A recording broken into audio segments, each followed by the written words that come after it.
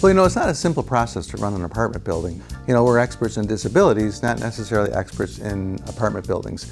So you have to reach out for help. And Housing Visions is our management firm. They have a lot of experience. The People with Disabilities was vetted with the assistance of OPWDD, which is the main disability organization running throughout New York State. They're very experienced. They are connected to the disability population and understand whose needs are greatest, whose needs may not be so acute. And importantly for us, we wanted to get the right mixture of helping as many people as possible, but at the same time achieving success in our goals for a successfully integrated building, especially our first attempt at this. So, we want to achieve a high level of success. We want to get everybody in a good place. And our hope, as I said, is to replicate this and get more people involved. Housing is such an important component long-term for everybody, but especially our folks with disabilities. And we think this is the type of project that's going to gain a lot of steam going forward. One of the goals here, of course, was to have a supportive environment. And so during the typical daytime hours, there's plenty of staff on board. There's easy ways for folks to access the staff. During the evening hours, staff are not on site necessarily, but there is a good understanding among the neighbors as to what the purpose of the building is and what their at least social obligation may be. If they have somebody with a disability having a problem, there's contact information made easily available. We're going to modify that and monitor that going forward as we try and adjust to making this the supportive environment that's required. The one thing that we have a lot of interest in is making this sort of a social hub. It's not just a roof over your head. We have lounges at the end of each floor. We have a workout center. We have planned get-togethers to integrate with the neighborhood. We're going to be having coffee, maybe even a coffee place on site. Maybe some of our folks will work there. We're going to sort of a social enterprise like that. We'll have type yoga for the neighborhood and potluck dinners and things like that. We're going to create a social life. We're going to make this a home. And that's what the goal is out of all this, and I think we're going to achieve that really quickly.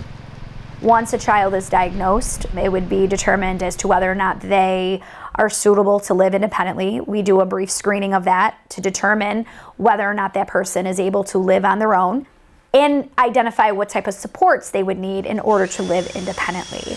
Those are the key steps in regards to diagnosing.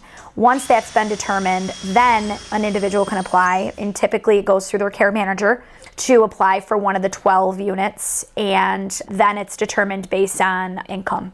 And then it goes from there if there's an availability. I would say as far as age is concerned regarding accessing the link, I would say 18 or older.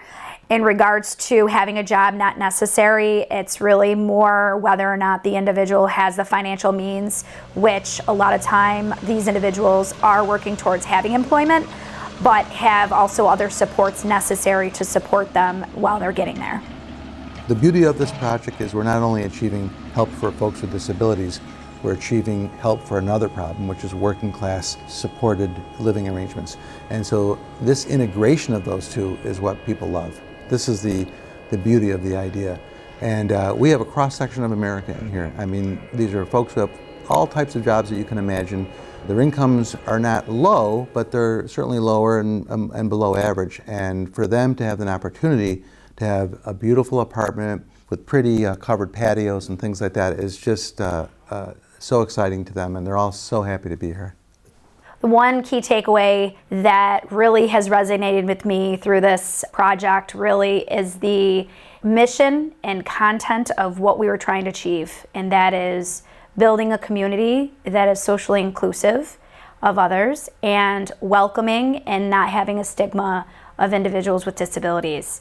And I will say that the community at the Link has been successful in that endeavor, and hopefully we have many years of opportunities and possibly more to come. For me, this is just such a reinforcer. I'm proud of the city, I'm proud of our area, I'm proud of all the folks who made this happen, and we've got a lot more ideas to come. I have to tell you, it may be a cliche, but it makes it all worth it. There are a lot of bumps and bruises along this process. Understandably, anytime you're trying to do something different, trying to do something new, there are some naysayers occasionally, I understand that, I respect that, and our job is to make it work for everybody and prove to everyone that this is going to be a very good thing. But it's a tremendous feeling of self-satisfaction. It makes it all worth it, and it's why we do it.